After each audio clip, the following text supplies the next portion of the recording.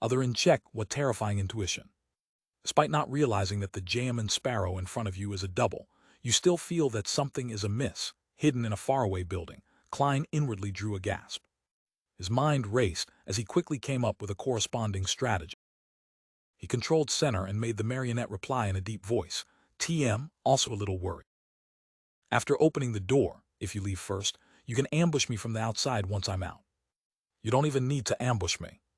You can just wait outside. T believed that I should be the first to leave. And before that, you need to return to me my flesh and hair. When the time comes, you can be closer to the door. This way, you will have enough time to pass through the door before your spirit body threads drift to the top of the cathedral. Panatia listened in silence and returned with a question. Then how do I prevent you from destroying the door after you leave? This is also a problem for me, the marionette answered without giving any signs of weakness. When I obtain that special symbol, P'll show it to you. That way, even if I close the door, you will still be able to open it again. Panatia closed her mouth as though she was thinking through the details, but she appeared somewhat irascible and could hardly compose herself. It was as though her inclination for insanity had filled her mind. After about 10 seconds, she said again, I think a pure curse might not be able to harm you. Seers do not lack the means to avoid harm, just like the paper figurine substitutes you used before. She really isn't leaving behind any loopholes. Thankfully, the person in front of you is a fake from top to bottom. As Klein lampooned, he made Center take out one paper figurine after another. Then he burned them all in front of the demoness of despair. T can't be sure that you haven't hidden one, Panatia said in suspicion, still somewhat neurotic. Jam Sparrow twitched the corners of his mouth in a deadpan manner and said, You can try divination. Aren't witches good at that? Panatia smiled impatiently and said, The spirit world cannot be communicated with in here, and my spirituality. She didn't finish her sentence as the look in her eyes turned somewhat dangerous. Klein knew what the demoness of despair was getting at. Her spirituality had been corrupted due to half a year of eating.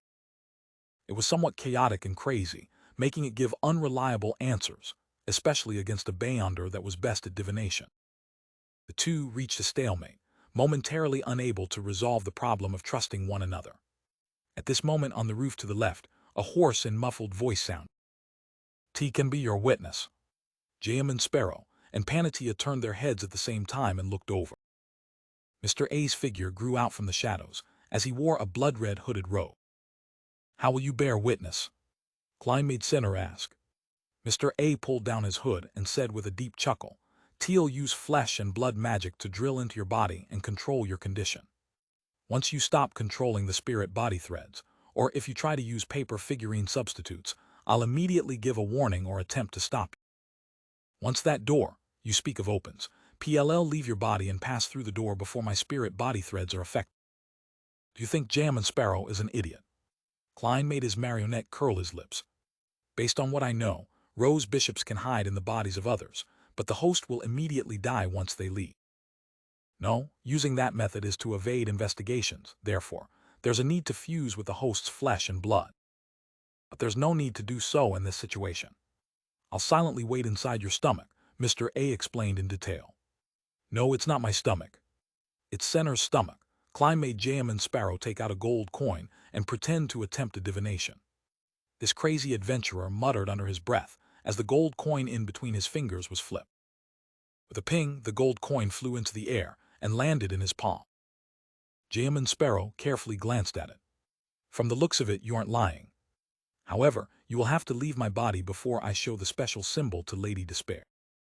If this wasn't done, Jam Sparrow might end up being murdered by their collusion.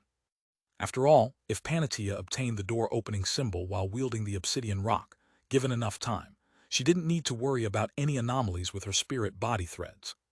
Then she wouldn't need help from Jam Sparrow at all. Mr. A's existence was only to prevent the use of paper figurine substitute. However, Jam Sparrow didn't need to be too worried if Mr. A came out ahead of time.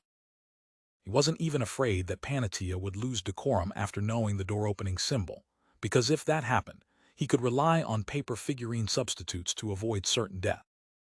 On the other hand, Panatia wouldn't carry out a pursuit in the cathedral. This was because she would end up being hung up with the passage of time, hence, she needed to seize the opportunity to escape immediately. Besides, there was no way to take the obsidian rock. Jam and Sparrow would then have no chance of any subsequent escape attempts. Although the details of this plan were still flawed, it fully considered the situation of all three parties. Panatia raised her hand and grabbed at the hair that was sliding down her sideburns when she suddenly asked, "If I were to escape first, aren't you afraid that I'll ambush you?" This was also a problem that Jam and Sparrow was previously worried about. Klein immediately made his marionette curl his lips and say, "I'm afraid. But I still have other means of escape. I'll take the risk." Panatia took 2 steps in an irritated manner before finally saying, "We shall do it as agreed then." After making up her mind, her smile became extremely relaxed. "You really are a special man, a man that made me see hope. After we leave, I don't mind letting you experience what extreme pleasure is if you aren't afraid." Jam and Sparrow shifted his gaze away with great effort before looking at Mr. A. Have no more questions."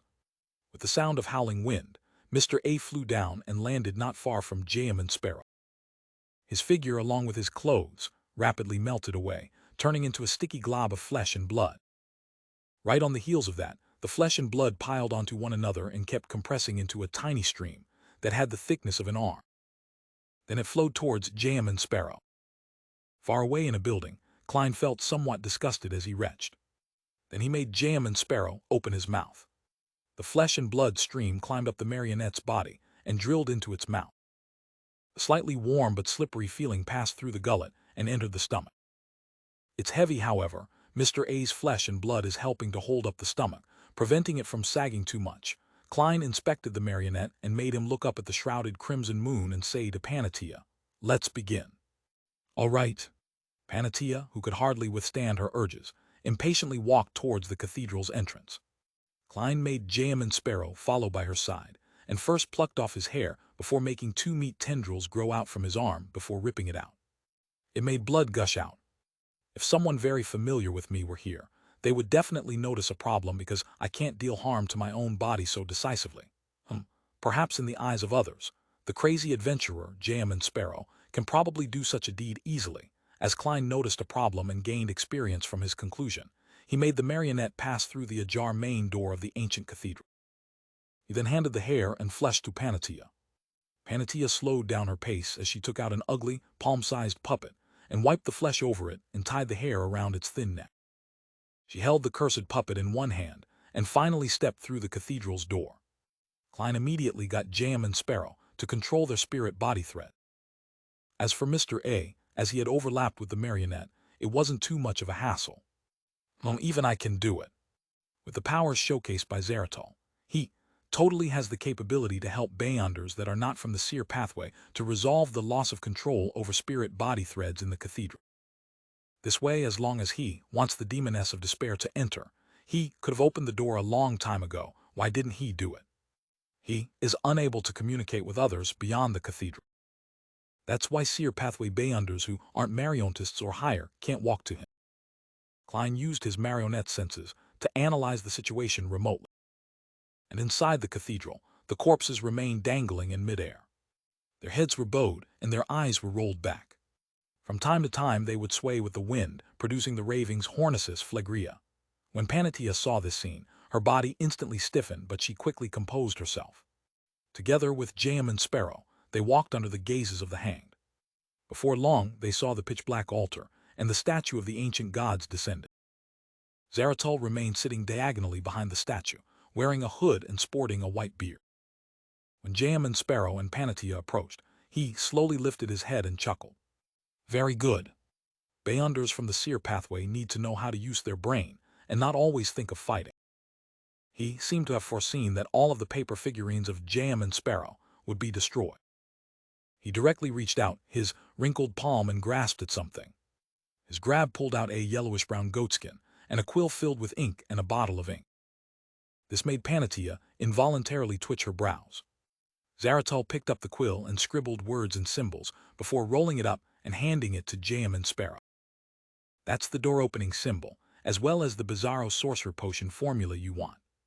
They can only last for 45 minutes and cannot be taken out."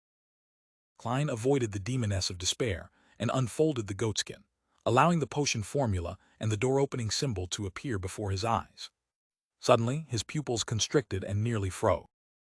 The door-opening symbol and the symbol provided by the Antigonus family's notebook via the misfortune cloth puppet were mostly the same. It was a vertical eye made up of many mysterious labels. However, there were tiny differences in the detail. A crescent pattern had switched spots with a dotted line label. Translator Atlas Studios editor, Atlas Studios at that instant. The first thought that surfaced in Klein's mind was, as expected, Zeratul has a ploy. Right on the heels of that, he was thankful that he had obtained the correct door-opening symbol from the Antigonus family's notebook ahead of time. With this newfound confidence, he didn't panic and become at a loss. Zeratul returned the quill and ink bottle to the past, and he lifted his head. Scanning Jayaman Sparrow and Panatia, he said with a sigh, "All the conditions are in place. You can now open the door." Upon saying that, he fixed his gaze on Jayaman Sparrow and chuckled. "Don't forget to take my urn with you." Just as he said that, his entire body suddenly crumbled into countless points of light and scattered into the surroundings, fusing into the void. It was as though he had long rotted and turned to dust. Left in the spot where he was sitting, there was a tin urn. Its surface had ancient patterns that didn't look anything special. Klein made Jayaman Sparrow take 2 steps forward, bend down, and pick up the tin urn. He found it heavy, nothing like something that was fake. He used the hand holding the goatskin to open the lid, and saw that it was filled with grayish-white powder and particle. It didn't have a lustrous glow. It really is just ordinary ashes. Then who helped cremate Zeratul? He cremated himself. After Jayaman Sparrow closed the lid, he casually used this goatskin-wielding hand to take out a piece of flesh from a pocket and swallowed. Panatia noticed this action as she squinted her eyes at him, as though she was asking what he was doing. Klein stuffed the fish into the marionette's mouth as he deliberately adjusted his breathing and said, "I'm a little nervous. Team, not sure if this door-opening symbol works."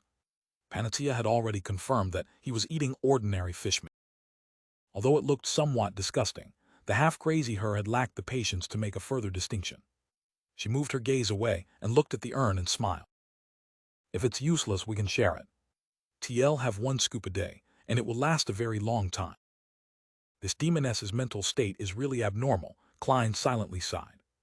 Passing by the eraser angel statue, suspected to be the mother of the sky, Jayaman Sparrow came in front of the wall. Then he turned his body to the side and pointed to the inset and said to Panatia, "Place that obsidian rock inside."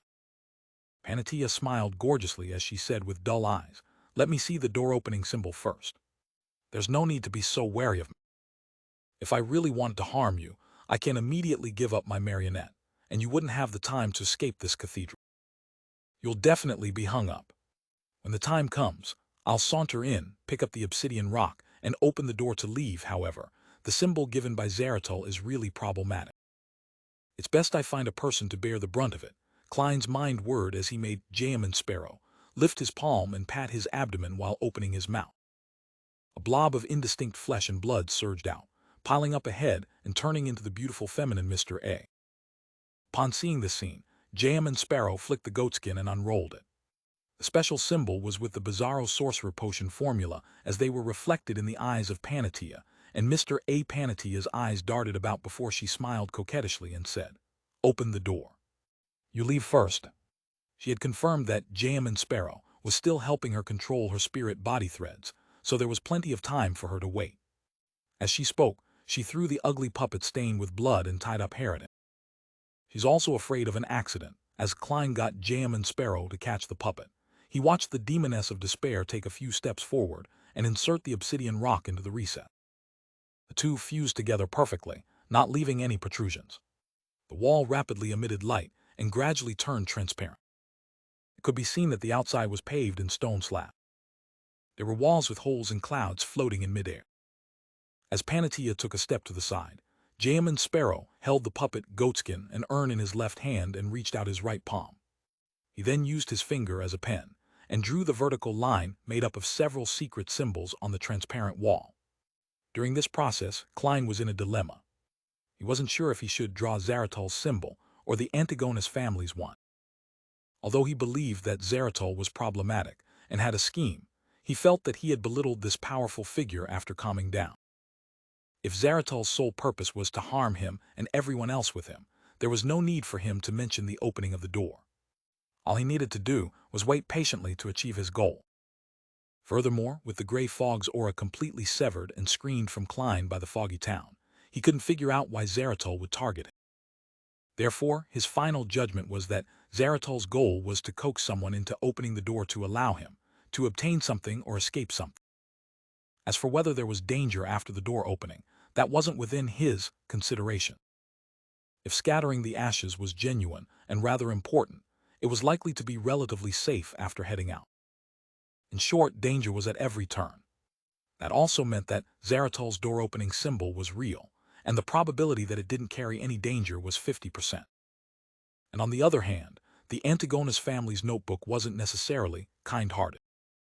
The scene that Klein had seen from the divinations he did above the gray fog, and the information he obtained from Zaratol, and the fact that Zaratol had lost control and gone mad, he could basically determine that the main peak of the Hornisus mountain range's Antigonus family's treasure might very well be an enticing trap. Then, whether there was any latent risks in the complex picture provided by the notebook, that was something that needed consideration. On the one hand, it's a tiger, and on the other hand, it's a wolf. It's the ultimate choice of the lesser evil. Also, the Antigonus family symbol is for entering the treasure trove. It doesn't mean that it can be used to leave. As Klein contemplated, he didn't stop drawing while he quickly approached the part which was different. At this moment, he stole a glance at Panatia and discovered that her eyes had a glint in them as she wore a smile. It felt like she had the urge to try.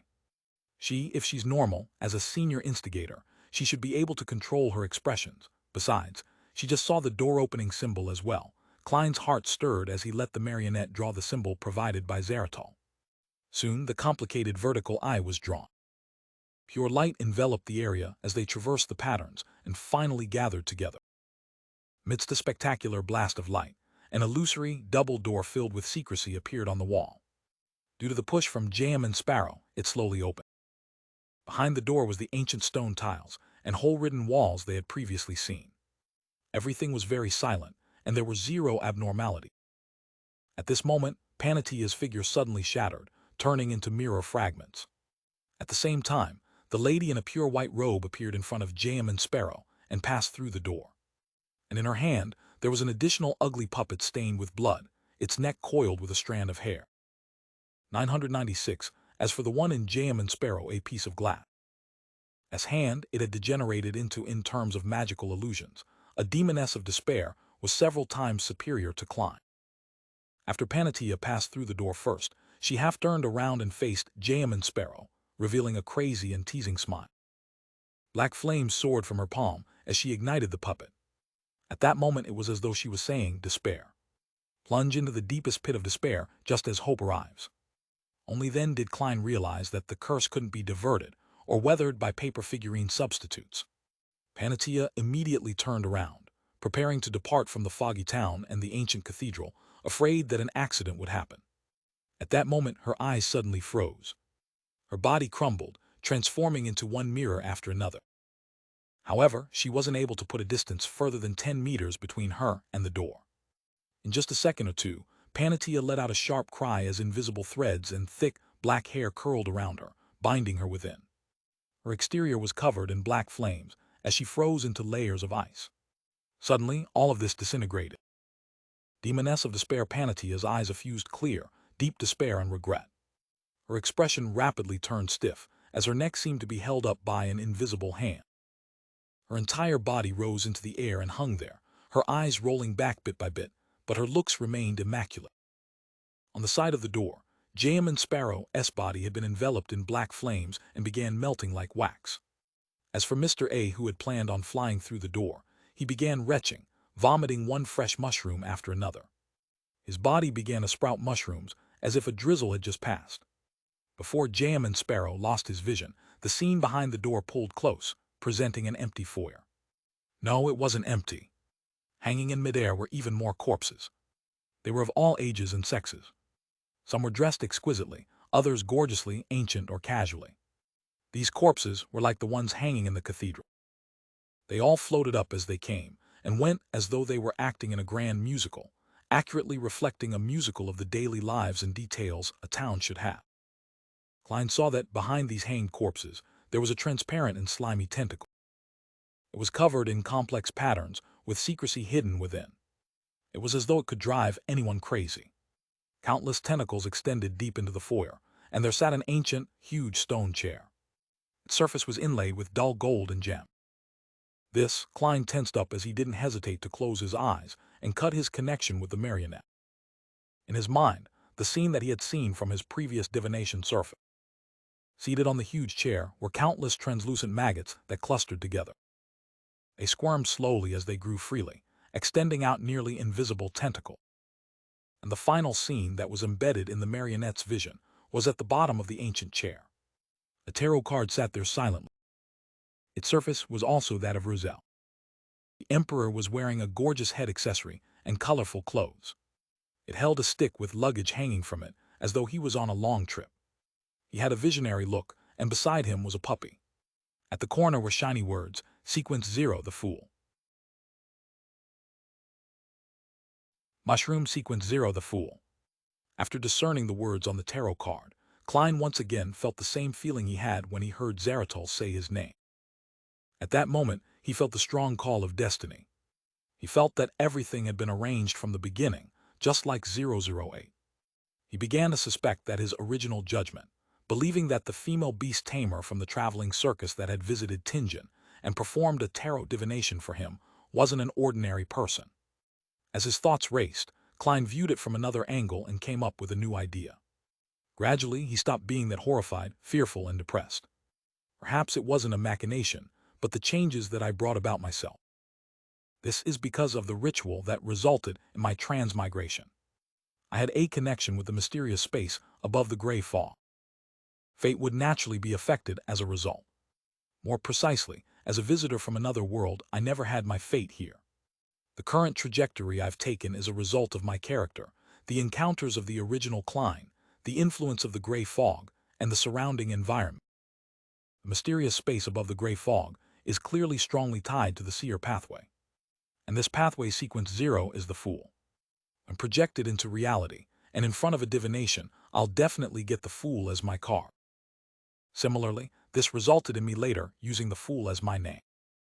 Klein's mood calmed down bit by bit, believing that this was the most plausible explanation.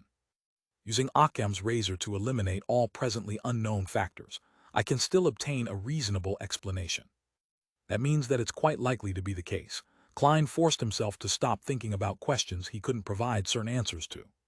He then turned his attention to what had just happened. That huge chair and that cluster of translucent maggots were what I saw when I made a divination above the gray fog.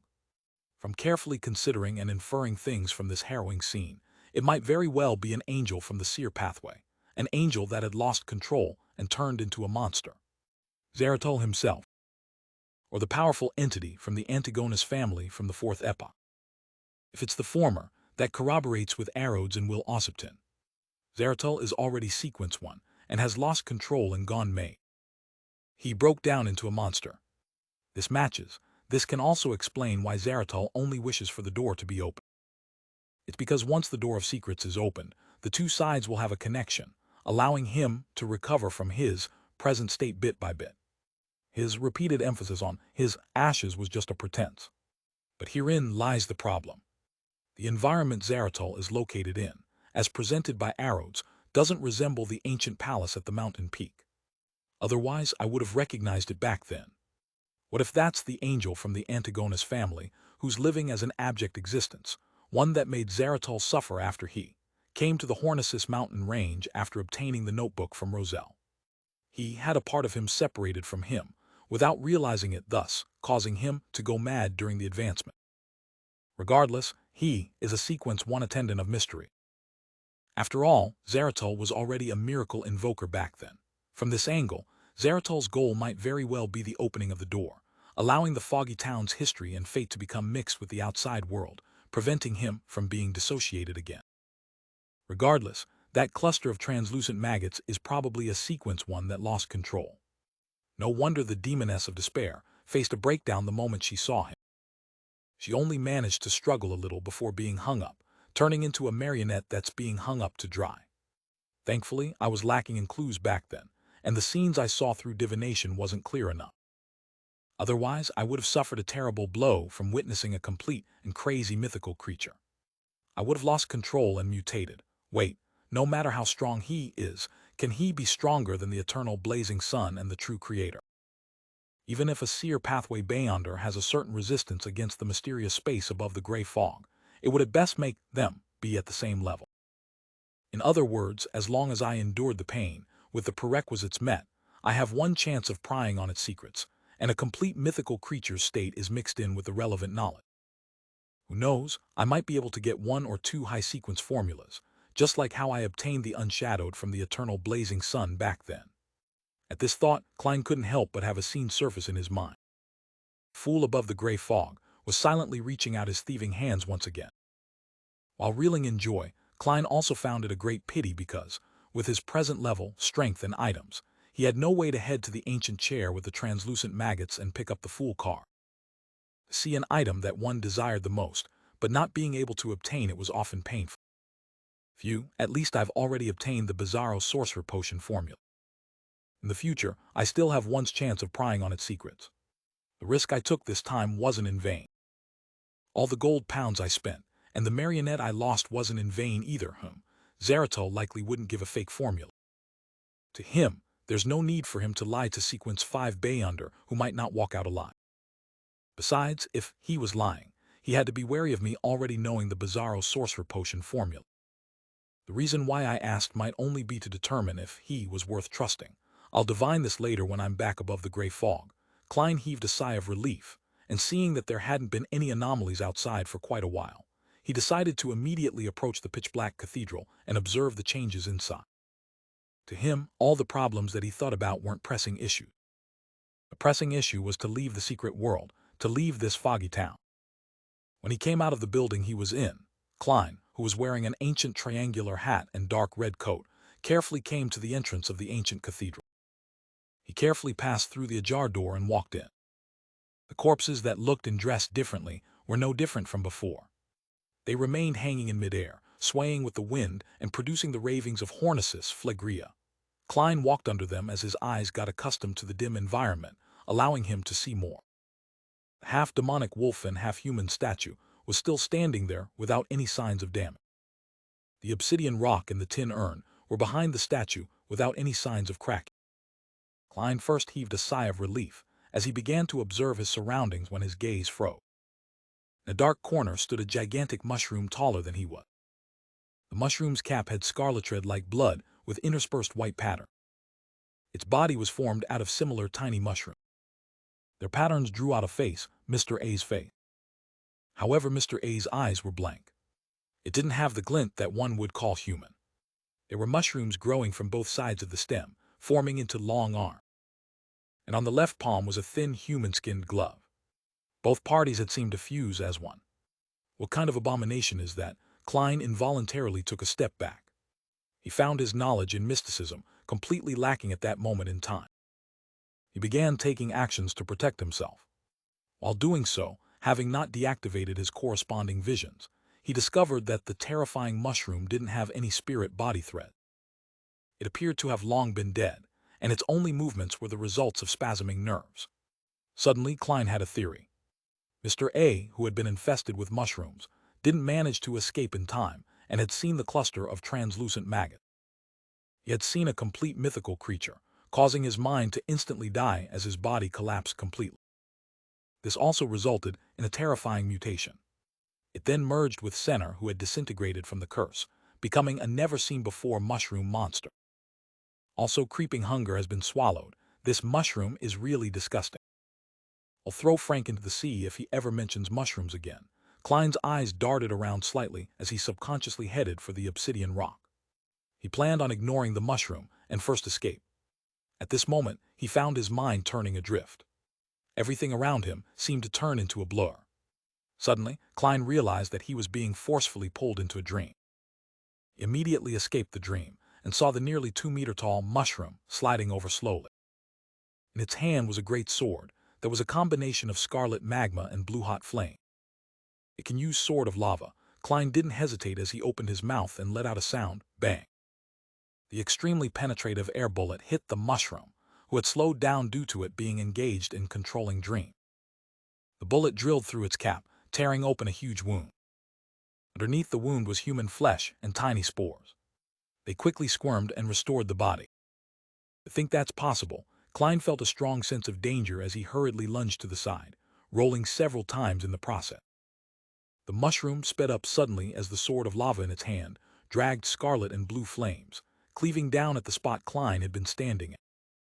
It caused the floor tiles to rupture as flames scattered. At this moment, Klein snapped his fingers, igniting the tiny mushrooms that formed the monster. Then he ran towards the back of the statue in an attempt to obtain the obsidian rock. But finding his thoughts go adrift for a moment, Klein realized that he was going in the wrong direction. He was rushing towards the entrance. It can distort my will. Klein's heart tightened as he noticed through the corner of his eye that the surface of the gigantic mushroom was covered in a layer of frost. The frost had extinguished the soaring scarlet flame. As his thoughts raced, Klein ran towards the door and snapped his fingers, igniting the tree leaves outside. In situations with zero understanding about his enemy, and him having not made any preparations, he believed that a magician had to choose to retreat and avoid dangers for the time being.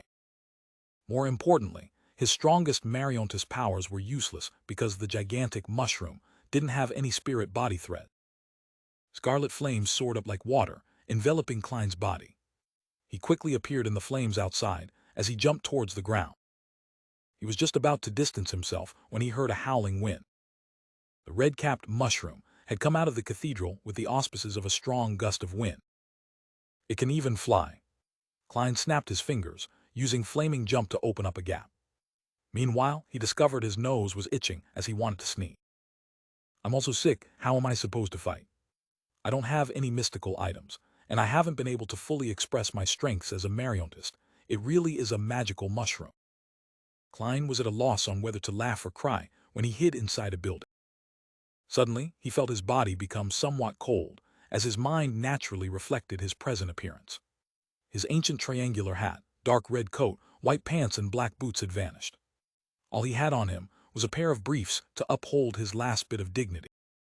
This 30 minutes are up. The spell for summoning Center from the past has ended.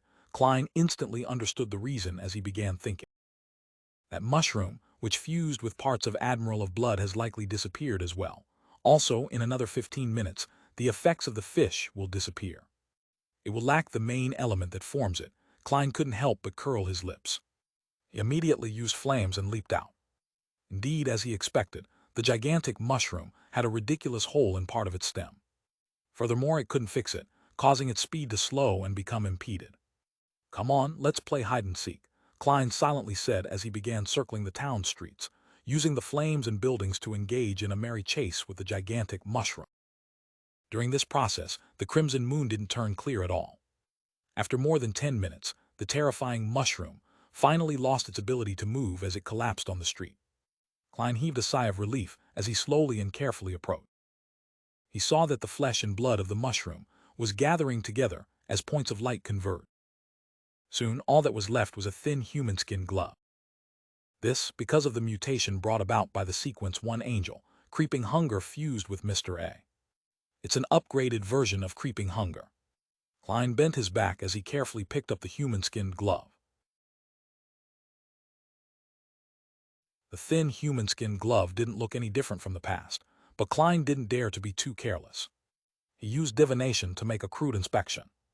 Apart from the 5 fingers, the palm and the back of the palm can each graze one more soul. Currently, all 7 spots are filled. It has signs of similar Beyonder characteristics fusing together. It also seems to have the powers of flesh and blood magic. The speed of switching souls has sped up significantly. It has to eat a person a day, or else it will eat its owner. Creeping Hunger, you are swelling in self-importance again. You need to reflect on yourself above the gray fog later. I'm temporarily unable to obtain any revelations for the rest. After I leave this place, I'll head above the gray fog to make a more accurate divination. Yes, I'm still not sure if there are any other side effects. All I know is that it wouldn't cause me any harm for the time being. Also, Mr. X, who was grazed, wasn't affected. Travelers traveling and door opening still work. Klein heaved a sigh of relief as he wore the upgraded Creeping Hunger. Then he rushed for the cathedral, hoping to leave as soon as possible. During his merry chase with the gigantic mushroom, he hadn't forgotten to cast an illusion on himself to make him wear a trench coat and a top hat. As for the Beyonder characteristic that Senner left behind, Klein suspected that it was likely in the hands of Demoness of Despair Panati. And this demigod was being hung inside the ancient palace, under the watch of the cluster of maggots. Flesh can be slowly eaten to be stored for the future, but Beyonder characteristics will definitely have appeared and taken form after this much time. Even if Demoness of Despair didn't care too much about it and threw it somewhere, in this place that isn't connected to the spirit world and highly restricts divination, I'm unable to quickly locate it. And in this sort of environment, who knows what sorts of anomalies will happen next? Who knows if that obsidian rock will automatically teleport and disappear?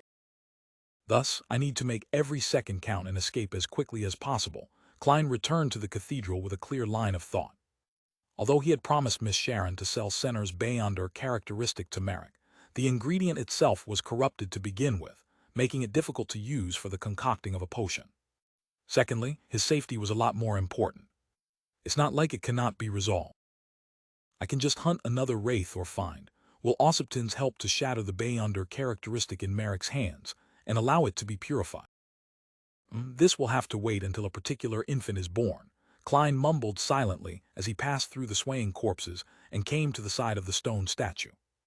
Along the way, he found the iron cigar case which he had used to put the marionette in. It hadn't been devoured by the mushroom. Azek's copper whistle and the lone gold coin inside weren't damaged either. Putting these items away, Klein controlled his spirit body threads to prevent himself from floating to the top of the cathedral as he bent down to pick up the obsidian rock. After confirming that the important item wasn't damaged, he felt a lot calmer. He then inspected Zaratol's tin urn. When he opened the lid and took a careful look, Klein's pupils constricted as his gaze instantly froze. All the ashes inside were gone. There wasn't any left inside. Zaratol achieved his goal. Should I say as expected, Klein threw away the thin urn while feeling doubtful. He stood up straight and inserted the obsidian rock into the wall at the back. The wall emitted light again as it turned transparent, allowing people to see the ancient stone slabs outside, the hold walls, and the floating clouds. At the thought of the cluster of terrifying maggots, Klein wasn't in a rush to draw the symbol provided by the Antigonus family's note. He first raised his right hand and snapped his finger. He had ignited a tree outside the cathedral, in preparation to escape with flaming jump the moment something wasn't right. After making his preparations, Klein used his finger and quickly outlined the vertical eye formed of many secret symbols. Compared to the previous one, a crescent and dotted line had swapped places. With his final stroke, the pure beams of light bloomed as they followed the vertical eye's patterns before blasting into a radiant light. The entire cathedral turned ethereal as it shook. Klein felt as though he had instantly arrived at the top, where the corpses were being hung. In front of him was a pair of illusory double doors. Behind the door was a familiar ancient palace. It was where Panatia and the other corpses were gently swaying. Translucent tentacles with strange and mysterious patterns swarmed over and slammed on the door, but were unable to open it. All it could do was use some of its strength to grab Klein's spirit body thread. Klein didn't hesitate to snap his fingers. While pulling at his spirit body threads, he leaped to the flames outside the cathedral. Right on the heels of that, he snapped his fingers repeatedly and flashed away, escaping to the farthest point of the foggy town. After the ethereal feeling of the pitch-black cathedral vanished, Klein paused and frowned. That also leads to the palace with the rampaging angel. The symbol provided by the Antigonus family's notebook is as much of a trap as Zaratol's was. However, this symbol only seems capable of triggering the door to escape, but it's unable to open it. Otherwise, I might not have been able to escape. It's the symbol for entry, while Zaratol's one was for exiting. What should I do? How do I leave? Klein subconsciously surveyed the ghastly silent town which was shrouded in fog, and he forced himself to calm down. He began to think about how he could escape. Perhaps that's not the only wall that allows me to leave, but it's unlikely. All these years, there have been batches of people coming to the foggy town. If there are any clues outside the cathedral, they should have long found. Try another symbol. What should I try? Klein fell into deep thought as he analyzed the intricacies to see if he could be inspired. This place is related to the nation of the Evernight and the Antigonus family. As for the monster on the huge throne in the ancient palace, it's definitely a rampaging angel from the seer pathway. Regardless of his identity, Zeratul, who's also involved in this matter, is similarly an angel of the seer pathway. The Antigonus family's notebook, which provided the symbol, is also directly tied to this pathway. Therefore, the correct door-opening symbol is likely related to the seer pathway. Sequence 0 of the seer pathway is likely called the Fool. This can be initially confirmed. Otherwise, that owner of the card of blasphemy wouldn't have been lured to the main peak of the Hornisus mountain range and become a hanger. The Fool. As he ruminated over the word, Klein suddenly thought of himself. He thought of the mysterious symbol behind his high-backed chair that represented himself above the gray fog. Perhaps I can give it a try. Klein pondered for a few seconds before deciding to make a bold attempt. After all, he was temporarily out of ideas. He returned to the spired cathedral, and under the gaze of the hanged corpses, he walked to the wall behind the statue and picked up the obsidian rock that had fallen once again. After the obsidian rock was inserted, the door rapidly turned transparent. As Klein snapped his fingers to light another tree, he took a deep breath. He drew the Fool's symbol that was made up of the pupil-less eye and the partially contorted line. Soon, he completed the symbol as he found himself feeling anxious. But this time, nothing happened to the transparent door. It doesn't work. Klein's expression turned wry as he suspected that he would be trapped in there, engaging in murderous battles with Beyonders who later entered, doing so until he starved to death or was eaten. He shook his head to dispel his emotions of despair. He began running through ideas in search of other clues. This place is related to the nation of the Evernight and is related to the Antigonus family, and they were obliterated by the Church of Evernight. The one who sent me here is the Eraser Angel, who's suspected to be the Mother of the Sky. She was active in the basement of the Church of Evernight's St. Samuel Cathedral. The reason why people vanish if they don't sleep at night in the ruins of the Battle of Gods is said to be a result of the remnant aura and strength of a deity from the Evernight domain. Therefore, this is clearly related to the Evernight's authority or even the Evernight goddess. Areas related to the goddess. The more Klein thought about it, the more he lacked confidence. He was originally analyzing the problem from an objective angle, but he had unknowingly changed the way he addressed the Evernight goddess. And this led him to a new idea. Perhaps I can try the label corresponding to the dark sacred emblem, or the symbol that represents the goddess in mysticism. Out of options, Klein exhaled and raised his right hand again, drawing the simplified picture of the dark sacred emblem.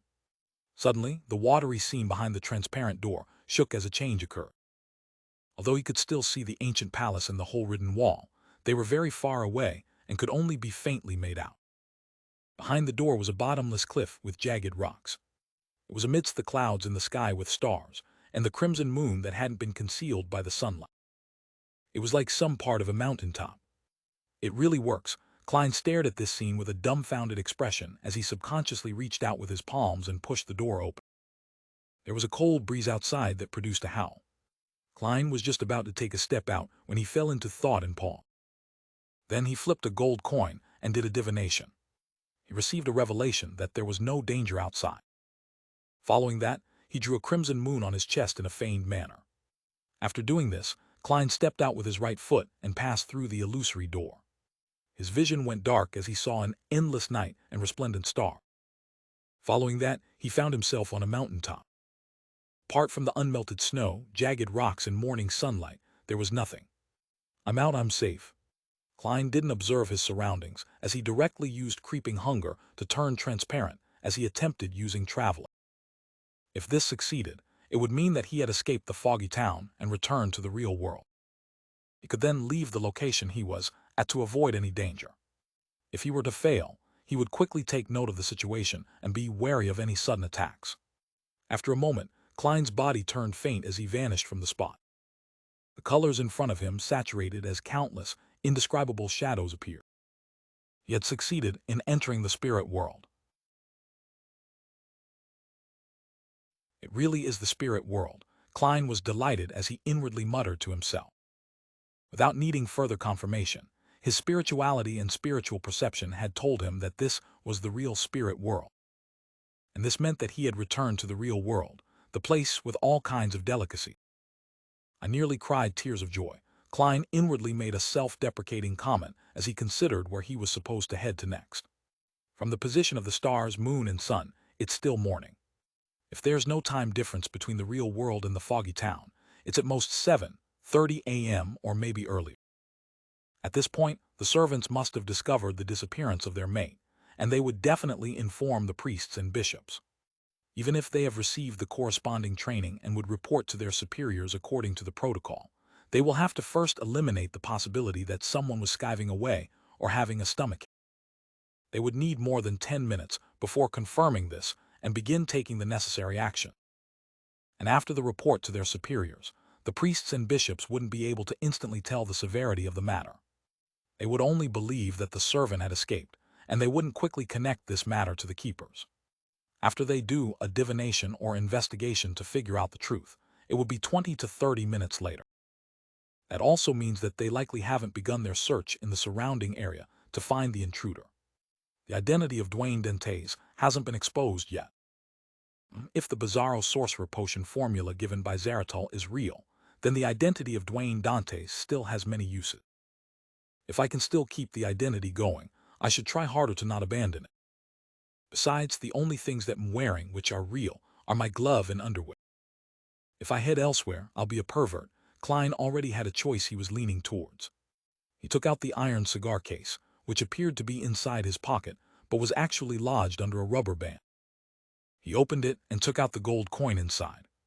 Returning to 160 Bachland Street is dangerous, Klein muttered 7 times, and with a flick, he saw it slowly spin in the spirit world, wobbling up and down, left and right, before landing on his palm.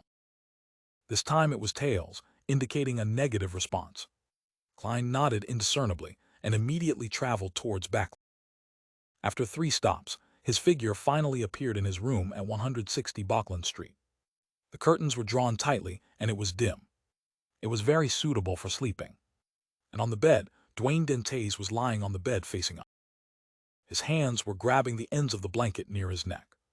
From the looks of it, the investigation hasn't reached me. This appearance is ridiculous.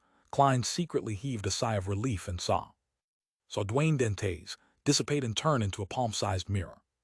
Water ripples appeared on the mirror's surface as silver light bloomed and turned into Loney's text. Exalted Great Master, did you encounter something? Your loyal and humble servant, Arrows, failed to sense you before. TT wasn't anything important, Klein answered perfunctorily. This made him confirm that Arrows was unable to pry into the secrets that happened in the foggy town. After all, this fellow was able to present the environment where the rampaging Zeratul was. It really is related to the authorities of a deity. Klein's mind stirred as he asked, did anyone look for me? No, no one came to disturb you. The silver on the mirror's surface changed and produced new work. Klein felt truly relieved as he said to Arrows, you may leave. I'll summon you again if needed. All right, Master. Goodbye, Master Tilda. Like before, Arrows produced a drawing of a hand waving on the mirror. After the aqueous light vanished, the mirror was restored to normal. Klein walked to the bedside and pulled out the pajamas underneath and wore it. Then he took out candles and other items before entering the bathroom. He set up a sacrificial ritual, preparing to send creeping hunger, Azek's copper whistle, the iron cigar case, and the various mysticism materials above the gray fog to avoid any investigations he might face. After doing all of this, Klein didn't delay and sat at the fool's seat. He conjured the Bizarro Sorcerer's Potion formula in front of it. Sequence 4 Bizarro Sorcerer. Main ingredient, Bizarro Bane's main eye, the true soul body of a spirit world plunderer. Supplementary ingredients, 200 ml of a Bizarro Bane's blood, 30 grams of a spirit world plunderer, 10 grams of red hair birch bark. 1 segment of golden grapevines, fingernail-sized self-made rubber mask. Advancement ritual, relying on one's strength and strategy, orchestrate a grand performance before many spectators to kill a beyonder creature at the level of a demigod. Then at the end of the performance, consume the potion. Klein didn't consider what this ritual actually meant. Beneath the potion formula, he wrote a corresponding statement. Following that, he summoned a spirit pendulum from the junk pile. Holding it in his left hand, he began a divination. Before long, Klein opened his eyes and saw the dangling topaz rotating clockwise. This meant that the Bizarro Sorcerer Potion formula he had was genuine. Phew, Klein exhaled as he took the opportunity to determine what kind of changes creeping hunger had experienced. as well as what the various negative side effects were. After a dream divination and several direct attempts, he figured out the exact situation in less than 2 minutes. Creeping hunger could now graze 7 souls. During each grazing process, it could obtain 2 or 3 Beyonder power. One of them can be chosen by the wearer. There are currently 8 souls inside Creeping Hunger. The others completely dissipated from the mutation brought about by the Attendant of Mystery. And due to the excessive number of souls, it caused a congestion, making some of the powers unusable. One soul needs to be released to restore it back to normal. At present, the first of the 8 souls is barren of corruption, which is Wormtongue Mither. He fused with the Beyonder characteristics of the same pathway that Mr. A had grazed. Apart from distortion and bribe, weaken, there's another area of effect Beyonder power called corrosion. It can turn the hearts of people within 10 meters dark and greedy, making them make irrational choices. The second is Desire Apostle Kirches. He fused with Mr. A's devil and replaced Danger Premonition, which requires advanced activation before being useful, with Sulfur Fireball. And Language of Foulness, Slow and Sword of Lava have been enhanced. Third is Traveler, Mr. X Lewis Ween. He fused with Mr. A's Scribe. While keeping traveling and door opening, it has obtained the Beyonder power of record. However, there's a change. It's unable to record ordinary Beyonder powers, and it can only be used against targets at the demigod level. The chance of success has been increased. Although it's still very troublesome, 8 times or so would be needed as long as I'm not too unlucky. In addition, it cannot record more than 2 demigod-level Beyonder powers, and cannot exceed sequence 3. Fourth is Zombie Maveti. There hasn't been any change. It's still the original zombie strength, ice control, and zombie manipulation. Fifth is an unknown demoness of affliction. She can give the user a rather powerful sense of charm. In addition, one's appearance would receive an adjustment to a certain degree.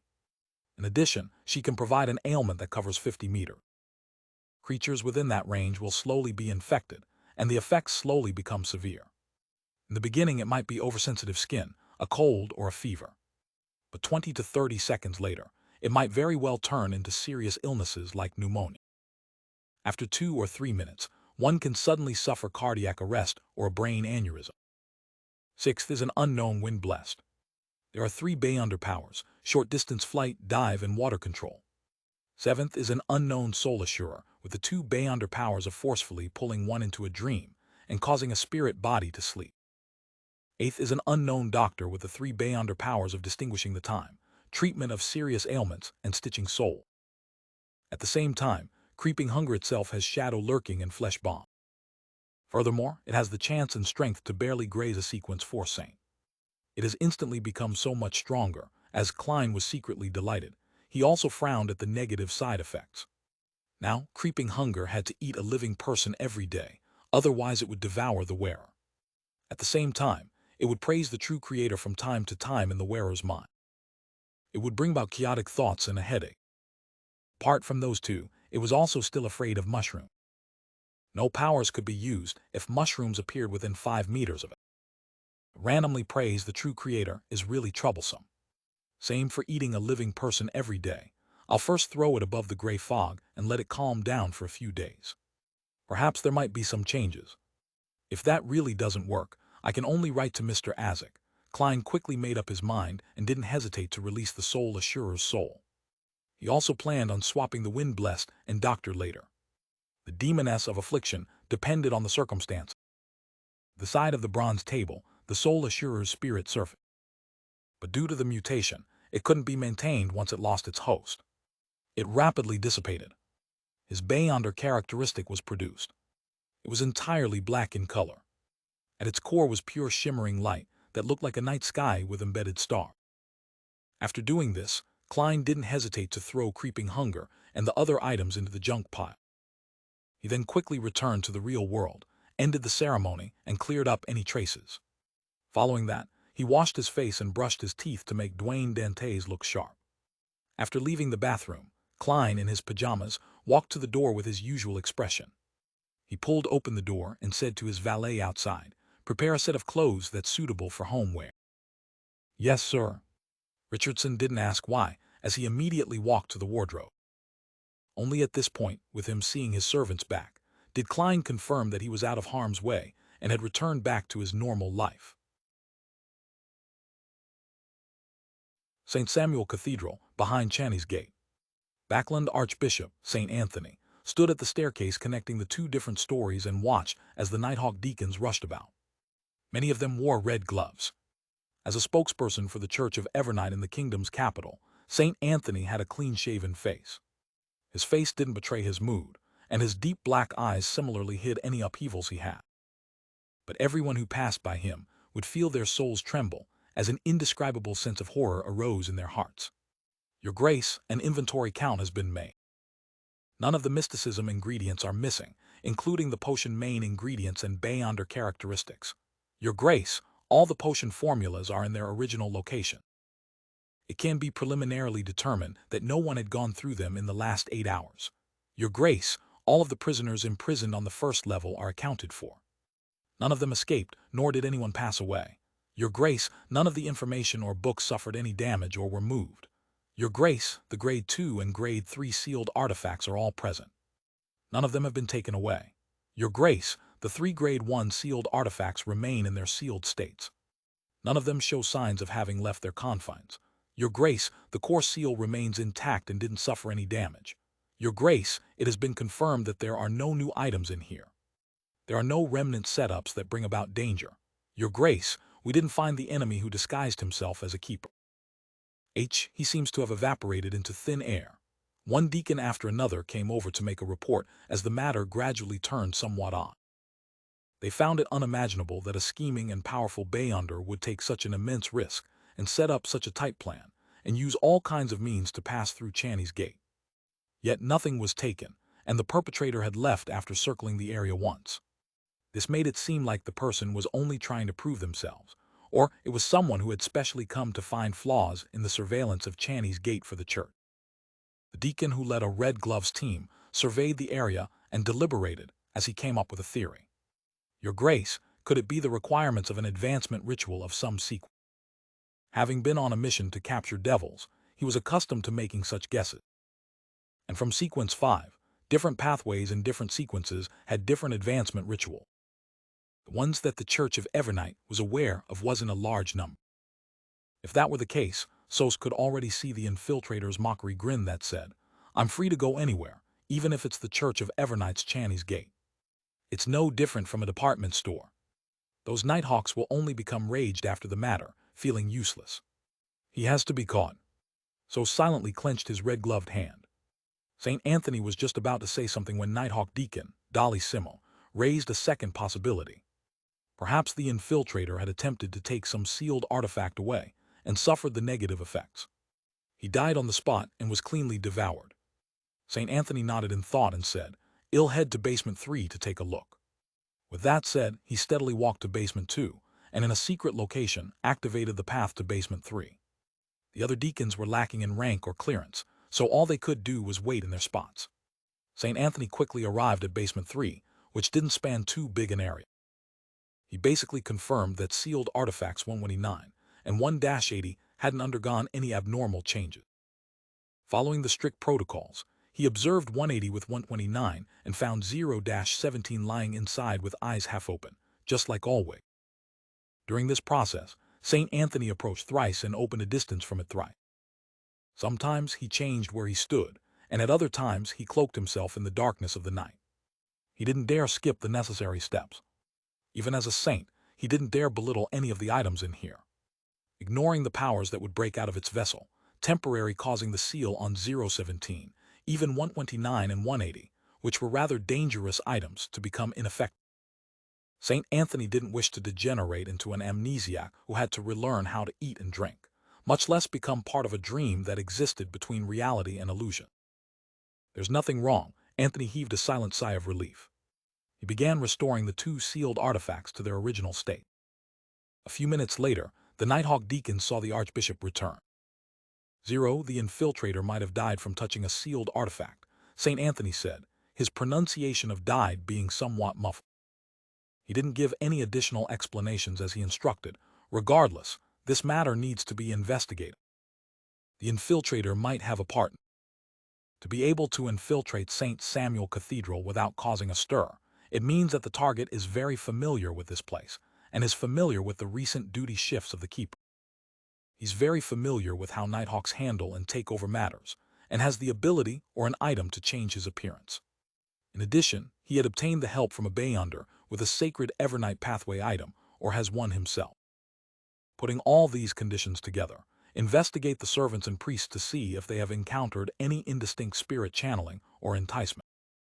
Check if the bishops have betrayed the goddess, as well as the believers who have recently come to the cathedral on a regular basis. At the same time, check on all the believers and the surroundings of their residences. Perhaps they had unexpectedly divulged something and had something stolen. I'll carry out the investigations pertaining to you. Also, find the missing servant and see if there are any clues. Yes, Your Grace, Sost and the other Nighthawk deacons answered in unison. In the office with a tense mood, Leonard Mitchell wasn't having his feet up on the table like usual. He sat very properly and wore a rather solemn expression. This was the second time he had encountered a matter that targeted items behind Channy's gate. It invoked the memories that he buried deep inside his heart. And more importantly, he had encountered the fake keeper before without realizing the problem. If I were a little stronger and had better observation skills, perhaps it might not have. Leonard Mitchell's lips pursed tightly as he looked at the documents in front of him, but he wasn't reading a single word. This continued until his teammates entered. That keeper has awoken. He didn't see the infiltrator and only knew that he encountered the possession ability of a wraith. The red glove that entered said to everyone in the room, "How can a wraith move about inside the cathedral?"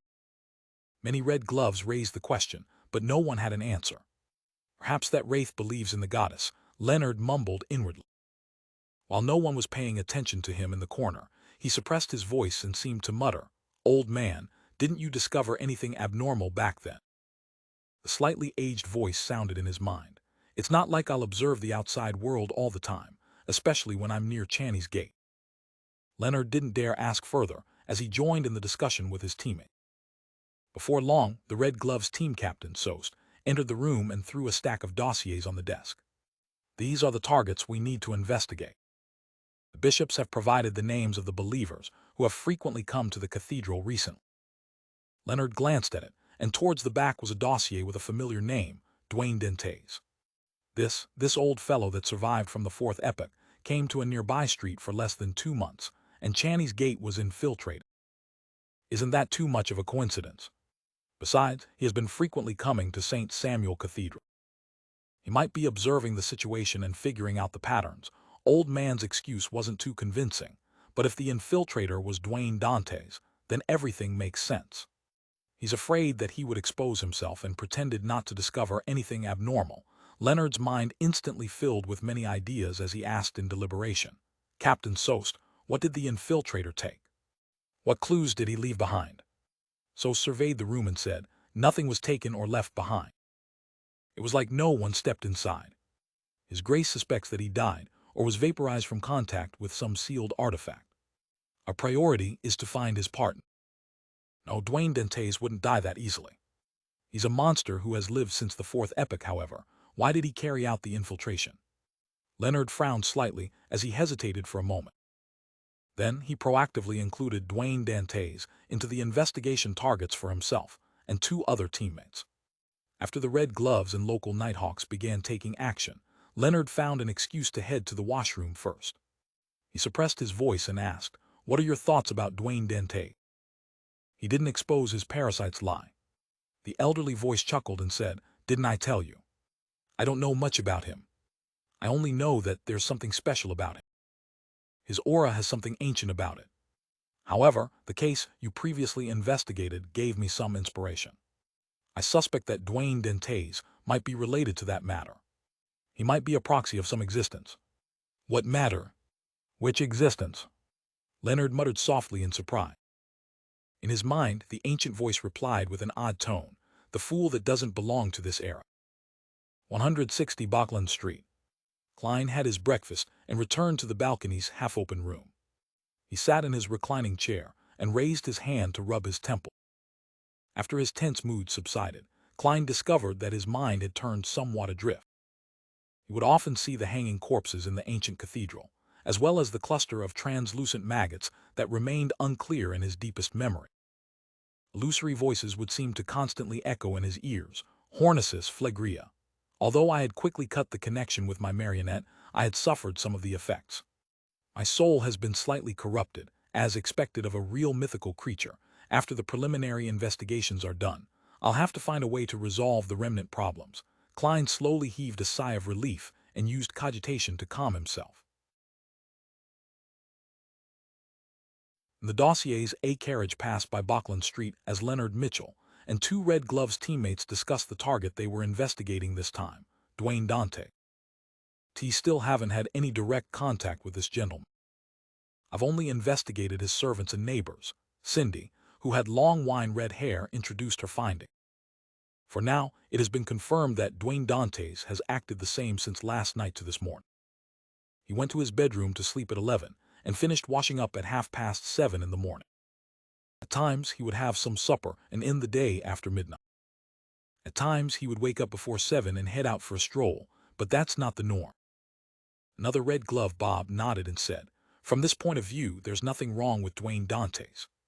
Leonard Mitchell, who sat in a seemingly casual manner, immediately said with a smile, "But the reverse can also be true. According to what we've currently gathered, the missing servant was likely replaced between 11:20 and 11:35 last night. The infiltrator entered Channy's gate at 6 in the morning, and we discovered the problem at 7:20 a.m. without finding the target. It can thus be said that during the infiltration, Dwayne Dantes was sleeping and lacked an alibi." "What you say makes sense." Cindy glanced at Leonard in surprise. Her impression of this teammate of hers was one who often had a judgment or question that pointed at the core of the problem. However, he seldom described his logic in great detail. He was more like a desultory poet who occasionally had epiphany. Bob, who had a sharp chin, frowned as he shook his head. "If that's the case, everyone on this name list cannot be cleared of suspicion. They were sleeping with no one watching them. Even if they have wives or husbands, they would similarly be sleeping at such time. Also, I don't believe an infiltrator would be so bold." He had already entered Channy's gate and managed to successfully escape, completing an unimaginable feat. Yet, he stays nearby and hasn't abandoned his identity or gone far away. How is this possible? The risk involved cannot be predicted unless he's also planning something else. Or he can't bear to part with certain things. But what can compare with infiltrating Channy's gate?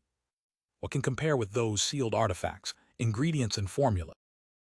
If I didn't know that Dwayne Dantes was problematic in the first place, I would have come to the same conclusion. Leonard had already thought of an explanation as he crossed his right leg. "Team, just saying why we can't so easily strike off Dwayne Dantes from the suspect. Besides, Captain Sost has said it. The infiltrator might have already died behind Channy's gate. Even if Dwayne Dantes isn't involved, he might very well be an accomplice.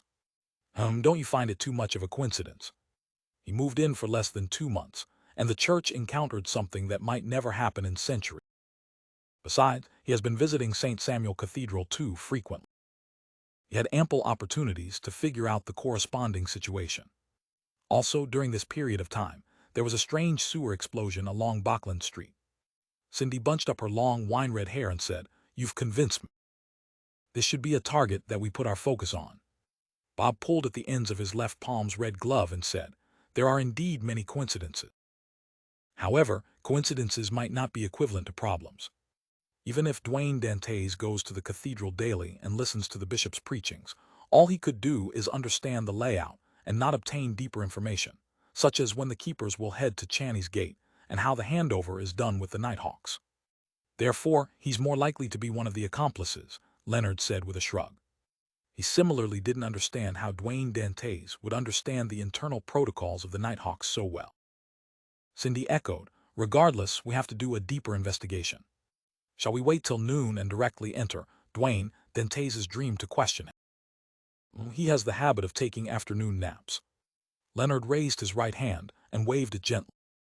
"There's no need to be in such a hurry.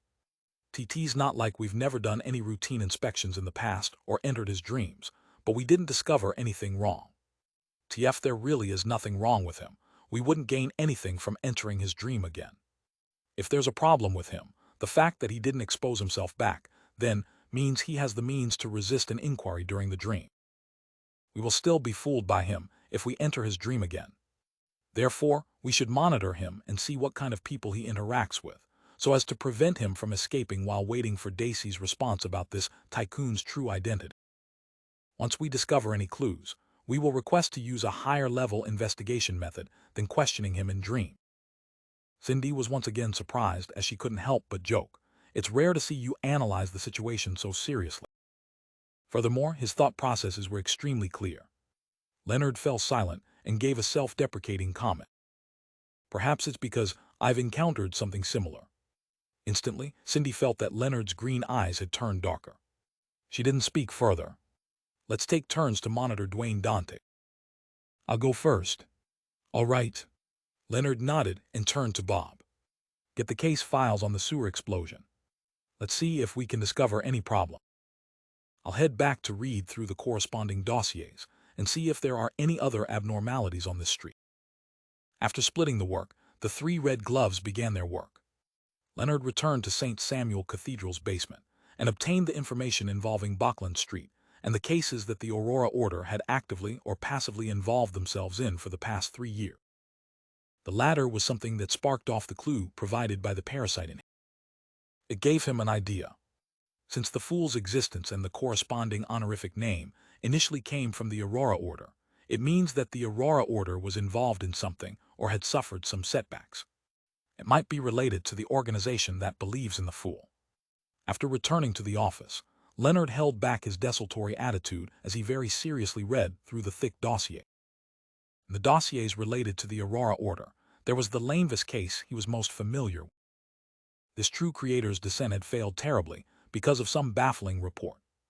A mysterious person had appeared to kill the main criminal. He was suspected to be related to hero bandit Black Emperor. As he targeted evil criminals, he would scatter tarot cards over the target's corpse. That person wasn't able to do it for Desire Apostle Jason Berea only because Leonard had rushed over too quickly. Similarly, Leonard once again saw the name Sherlock Moriarty appear in the periphery of the case. Aurora Order's Mr. X was assassinated at the gathering he convened. There were traces of powers at the demigod level left at the scene. At this point in time, Dwayne Dantes had already arrived in Bachland. It matches perfectly. Aurora Order's Mr. A and the Demoness sect cooperated to create the Great Smog of Bachland. This person vanished as a result. Aurora Order's Mr. A had assassinated the Inti's ambassador. Leonard read case after case, but he didn't find anything of use. He rubbed his temples and decided to attack it from a different angle. He began from the cases related to hero bandit Black Emperor. Lanevis case, first murder scene with the tarot cards thrown as a ritual, and the Fool is the beginning of the tarot cards, Capham's case, from the strength and level showcased by hero bandit Black Emperor. He won't and wouldn't mimic others. He similarly scattered tarot cards on the corpse. Desire Apostle Jason Berea, I saw hero bandit Black Emperor with my own eyes, preventing him from scattering the cards in time, apart from major events and evil criminal. What other connection do these three cases have? Leonard had previously considered the relevant questions, and was certain that Detective Sherlock Moriarty had been partially involved in the Lanevis and Capham cases. Then what about the Desire Apostle case? Leonard found the addendum and began leafing through them. Finally, he spotted a line in an inconspicuous spot. People attacked involved Isengard Stanton, Sherlock Moriarty. Leonard's expression slowly turned excited as though he had discovered a breakthrough. He flipped through the Aurora Order dossier and didn't miss out any of the names involved. He kept expanding his search and requested for all the dossiers that involved every name. Aurora Order's Mr. A assassinated the Inti's ambassador. The Inti's ambassador was in charge of the conflict over the Difference Engine manuscripts. The clues to the manuscripts came from a spy who usually acted as a private detective. TT is reported that another private detective was embroiled in this matter and had nearly been killed by a gang member under the command of the Inti's ambassador, another private detective. Leonard suddenly stood up as he left St. Samuel Cathedral and headed for the police station that handled the case back then. Although most of the dossiers had been taken away by MI9, Leonard still found the name of the person who had made the police report, Sherlock Moriarty. I now have reason to believe that this great detective was also involved in the Great Smog of Bachland. Among the various people who are involved, his name appears right at the periphery of the matter. He and Dwayne Dantes all belong to a secret organization that believes in the Fool. Leonard thought as the corners of his lips curled up. He decided to immediately search for more information to verify his conjecture. 160 Bachland Street, inside the master bedroom. Klein didn't have any Nighthawks enter his dream during his afternoon nap, but he once again returned to the foggy town. He saw Demoness of Despair Panatia, with her smile showcasing blood, colored flesh in between the gaps of her teeth. He saw her slowly being hung up as her eyes rolled back in despair before her head drooped down. The hung corpses, the horrifying gigantic mushroom, the cluster of countless translucent maggots kept appearing one after another, waking Klein up from his dream. As he rubbed his temples, Klein found that his mind was in a terrible condition. And this wasn't a problem that could be resolved by the gray fog. He fell into deep thought and entered his bathroom and arrived above the gray fog. He conjured Jamin and made him pray, "Please pass on my question to Miss Justice about when she will be free. I wish to receive some psychotherapy." The Crossfire Backland, Empress Borough, inside the Hall family's luxurious mansion. Audrey had just tried on 3 selections of evening gowns today, and she was sitting on a cushioned chair, wondering how they could be matched with her accessories and which one she was more inclined toward. She also pondered over her mother's opinion. At this moment, she suddenly saw an endless grayish-white and a blurry figure watching down at everything from high above appear before her eye. Immediately after that, she saw another figure.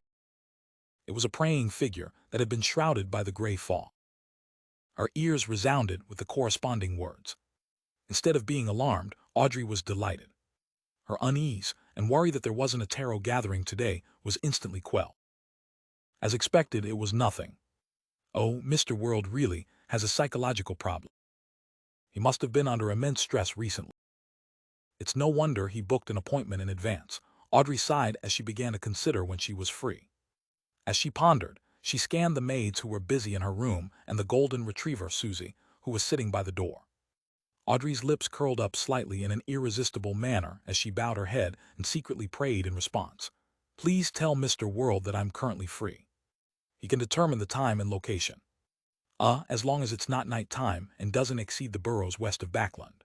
In regards to this, the golden retriever who was observing the maid's work seemed to sense someone looking at her. She suspiciously turned her head and looked in Audrey's direction. However, it failed to discover any problem. Above the gray fog, inside the palace that looked like a giant's residence. She's free at any time, periods when it's convenient to head out, won't leave places she's familiar with. Klein rubbed his temples as he interpreted Miss Justice's reply. His first reaction was that it was best done today or tomorrow, and to have her determine the location. Then he could use creeping hunger to teleport there, but he soon thought of a problem. Wayne Dentes was part of the Nighthawks investigation. It was very possible that he was being monitored, therefore, rashly traveling could easily expose him. Wait a few days, or Klein seriously thought about it as he conjured the world Jam and Sparrow and prayed once again, "Please inform Miss Justice that let's do it today." Above the gray fog. Audrey's eyes widened. She found that the answer provided by Mr. World exceeded her expectation. How was she supposed to get Susie to be her stand-in? Besides, there are many details that I'm unable to see or clearly sense while inside Mr. Fool's palace.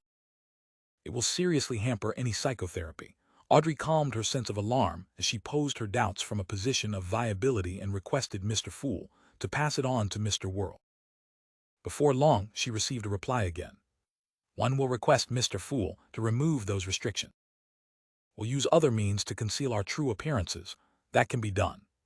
This is the special treatment one gets from being Mr. Fool's blessed.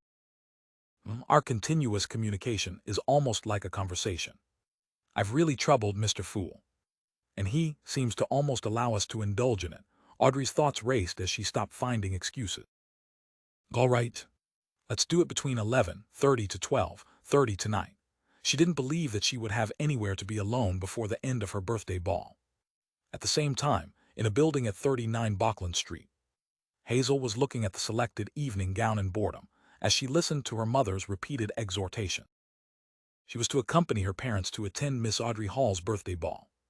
Just as Hazel's thoughts were wandering and her mind gradually turning blank, she saw a grayish-white rat appear by the door.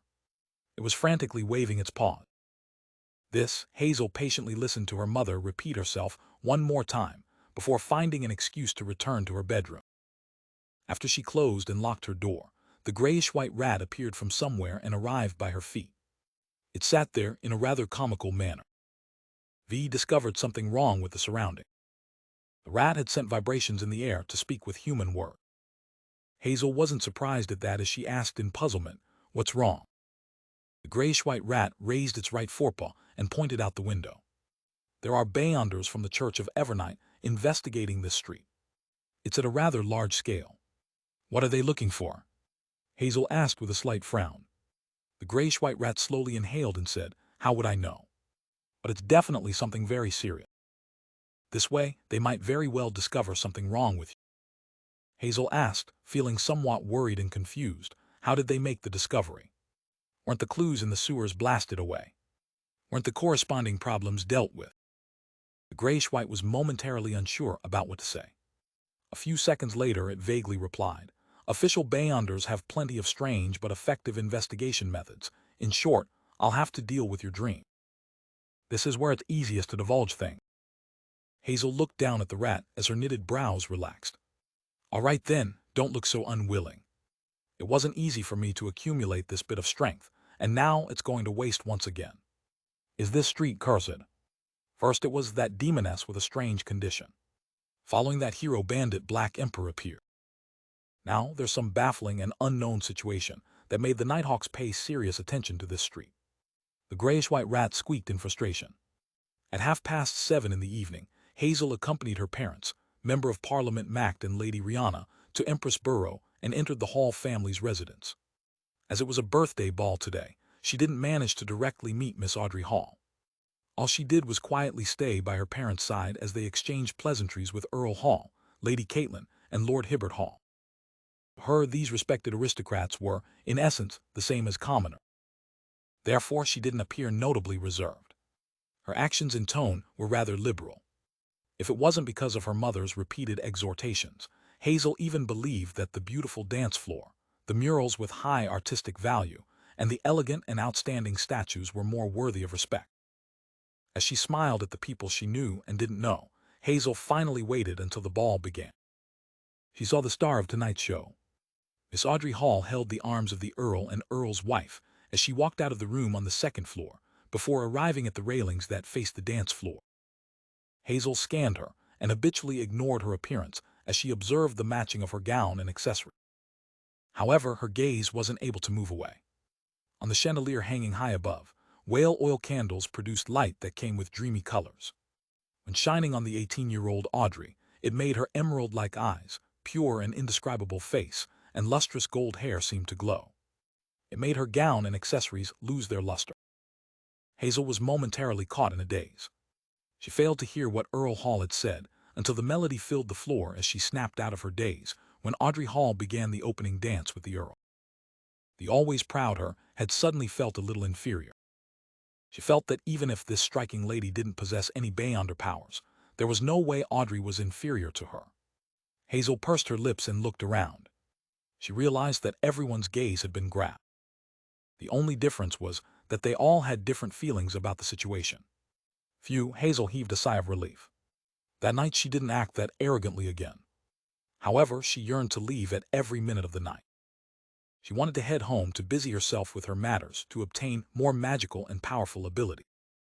Finally, the ball came to an end as Hazel's family bade farewell to the family and walked to the door.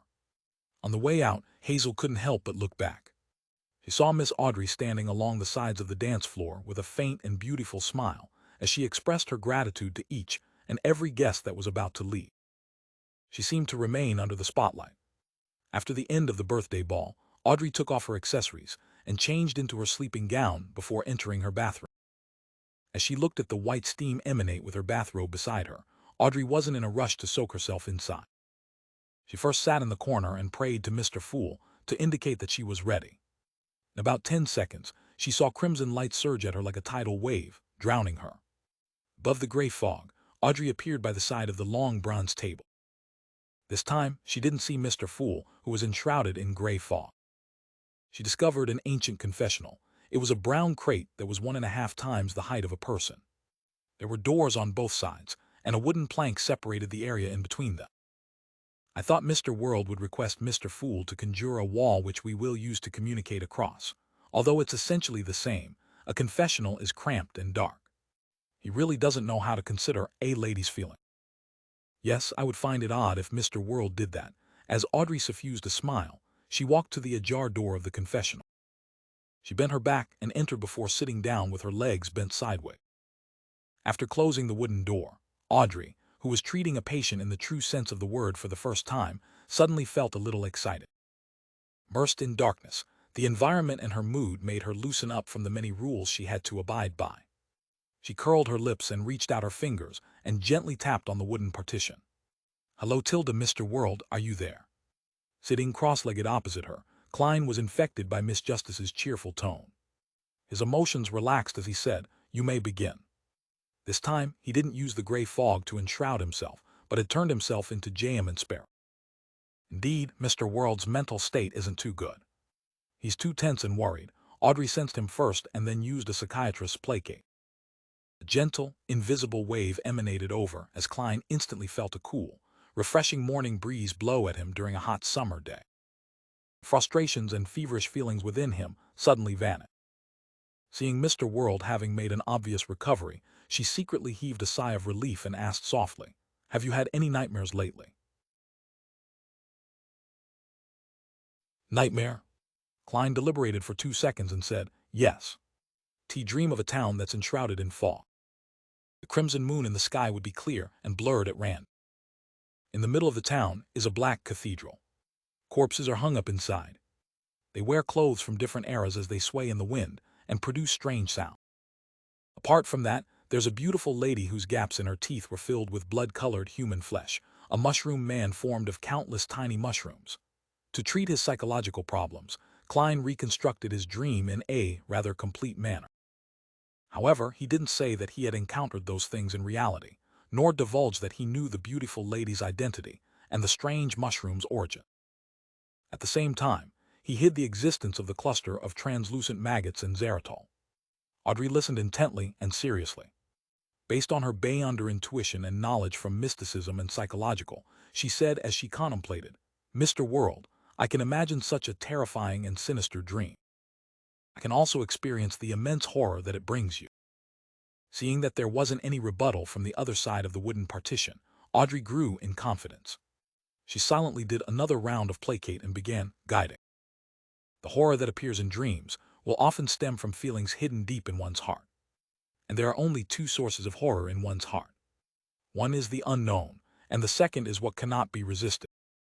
The terrifying things you see in your dream are only superficial. What you are really afraid of is what they represent and symbolize, the truth hidden behind them. As she spoke, Audrey suddenly asked, "What is it?" Klein was gradually relaxing and scrutinizing himself as he took in Miss Justice's gentle and sweet voice. When he suddenly heard this question, he subconsciously answered, "The existence that created all of that." He paused and hesitantly added, "They are both an unknown and also cannot be resisted." At this point, Klein knew why he was having nightmares, as well as the true reason for his terrible mental state. He instinctively felt horrified over certain matters, and instinctively had latent negative emotion. Former included the cluster of translucent maggots and xeritol's terrifying performance. There was also the eraser angel's baffling actions, and the fact that using the dark sacred emblem was the key to opening the door. They separately created a mood of despair that seemed impossible to resist, as well as the feeling of not knowing who was friend or foe, and their ploy. Yes, I'm fearful that the cluster of translucent maggots that's suspected to be a sequence, one attendant of mysteries of the seer pathway. I'm fearful of Xeritol, who has accomplished an unknown objective by opening the door. I'm fearful of the goddess whose thoughts are an unknown, as well as the eraser angel. Klein slowly exhaled as he admitted his fear. Audrey used placate once again, and discovered that Mr. World's tense mind had essentially relaxed. She was delighted as she boldly said, "One of the biggest sources of fear is a lack of confidence. Try recalling if you had any oversight or had committed any mistakes in the related matter. This results in your spirit repeatedly warning you and hinting to you." It eventually transformed into part of the nightmare. Oversight and mistakes. Warning from my spirit. Klein pondered over Miss Justice's words and seriously began organizing the details of the matters that resulted in his horror. Soon, his expression turned heavy bit by bit as he discovered a problem. I swore an oath with the goddess bearing witness via the holy sword. Although I hadn't become a clown, with the gray fog's powers yet to have entered the real world, preventing me from being noticed by special deities, demigods, and spirit world creatures. However, I couldn't fool fate, which would also be beyonders of the monster pathway. And the goddess has another title. She is the Empress of Misfortune and Horror. She wields control over misfortune and is one of the deities in the domain of fate. Therefore, I was noticed from back then. Klein's heart sank bit by bit as the horror that stemmed from the unknown was greatly alleviated. He didn't reply, nor did he wait for Miss Justice to speak again. He switched to asking, if you will face one or even many difficult-to-challenge enemies, what would you do? Audrey wasn't annoyed by her patient's question. Instead, she felt that it was a good sign. After some deliberation, she said, first avoid them and hide. Try harder to improve yourself. What if the time won from avoiding and hiding isn't enough to make you grow to a level that is sufficient enough to face your enemy? Klein pressed, what if the gap between the two is difficult to bridge? Audrey answered him seriously while also consoling him, find enough help. Helpers' names suddenly flashed across Klein's mind as his heart felt a lot more settled. He then continued asking, what if the enemies cannot be resisted even with helpers? What if there are helpers who are plotting something that might be beneficial to you, but they might also bring you harm? Audrey drew a blank, and after a few seconds of thought she replied, you can pray to a deity. She nearly said to the world, you can seek Mr. Fool's help. And from the question and answer session, Audrey was able to confirm a matter. The mental problems that Mr. World was suffering stemmed from powerful and terrifying enemies, but there was a worry that, at a deeper level, the helpers had unknown stances. Pray to a deity, Klein didn't dare to directly say. What if deities couldn't resolve it because the thoughts of deities are even harder to fathom? After all, this was the fool's kingdom, and he was a blessed. He organized his words and said, deities can only provide help in certain areas. And what if that isn't enough? See. Audrey originally wanted to say that there was always a way and that good was bound to defeat evil, but she couldn't convince herself of it. She couldn't provide any relevant case studies, so eventually she pursed her lips and said, I don't know. In the confessional, it was a still darkness. The two temporarily stopped speaking as they fell into their respective inner struggle. Finally, Audrey broke the silence and looked at the wooden partition. Regardless, something needs to be done. Work hard at it. You can't just give up like that and not put up a fight. That's right, at the very least, I still have many secrets and things to rely on. Klein closed his eyes as he leaned on the wooden plank. His thoughts slowly rewound from the most recent events as he was no longer constantly tense and often frustrated. Audrey sensed his change and immediately added a placate. With that, Klein's mental condition was completely restored back to normal. Feel much better. Thank you for your treatment. What kind of consultation fee do you want? Klein offered. Actually, I should be the one thanking you for providing me an opportunity to handle a case. Audrey didn't really wish to collect any fees as she looked at the wooden partition in the darkness. She couldn't help but recall Mr. World's usual gloominess and coldness, as well as his experienced and ruthless demeanor. His mental problems likely also have to do with his personality. Audrey suddenly had an idea as she smiled. The consultation fee that I charge isn't much at all. Yeah, wish me happiness. What's going on? Klein was momentarily stunned. He nearly forgot he was wearing the facade of Jamin Sparrow. This was a request he had never heard of before. Klein hesitated for a moment. Finally, he pretended to coldly say with the world's identity, since you requested, wish you happiness. Audrey's smile turned into a beaming smile. Wish you happiness too. Mr. World, don't always keep everything inside. Smile more and be happier. It can eliminate most of the latent problems. All right, your mental problems have been resolved, but you will need a follow-up appointment in a few days or by next week. Klein was at a loss for an answer as he tersely acknowledged an affirmation. Then he heard the door on the other side creak open. With the fool's angle, he saw Miss Justice retreat from the confessional and straighten her body. After sending her to the real world, Klein didn't dare stay above the gray fog for too long. He quickly left and got into bed. At that moment, his mental condition had been restored. With his body and mind at ease, he realized something. He had digested quite a bit of his Mariontis potion. The progress had surpassed his expectation. This is because I relied on my marionette to fool a demigod, Panatia, and orchestrated her and Mr. A to complete my planned-out performance at the foggy town. Therefore, apart from trying to hide behind the shadows, and let every marionette have their own persona to make it more realistic, the marionnettist principles include: use one's marionette as a guide to control the enemy to play the role of a puppet. Klein thought as he muttered inwardly in thought. He believed that he could digest the potion before the end of the year. He exhaled with mixed feelings as he turned his head and looked at the crimson moonlight that penetrated the curtains as he silently said, "That missing servant should have been found. The clues I left behind should have been discovered as well. In the basement of St. Samuel Cathedral, Leonard, Cindy, Bob, and company looked at Captain Sost, who had returned from a meeting, as they patiently waited for him to introduce new clues. Sost drank a mouthful of aromatic coffee and said, "The missing servant has been found." And in the room he was left in, there were some clothes left behind by the infiltrator. TT has been confirmed that it belongs to the crazy adventurer, J.M. Sparrow, who had previously been active at sea. Why did it involve another crazy adventurer? Leonard was somewhat puzzled as he directly asked, when did he come to Backland? No one knows. The only thing that can be confirmed is that this crazy adventurer had appeared at sea in the recent few weeks and had hunted a few pirates, Sos said in an unhurried tone. The Church of Storms knows more. MI9 also seems to know quite a bit. The higher-ups will send people to liaise with them. Just as Sost finished his briefing, a telegram was sent over. It came from the Nighthawks in Daisy. The content, which was decoded, read, Dwayne Dantier's present identity is fake. In the past 10 years he spent in the southern continent, he had relied on adventuring to amass a significant amount of wealth. Further confirmation will require some time. As this place is very chaotic and there are often wars, the jurisdiction of zones are frequently changed. Details sounds like a contrived story. Ever since the new sea route was discovered, there has been no end to stories of people becoming rich from taking risks. Sost casually commented on the content of the telegram. As he thought, he looked towards a particular red glove.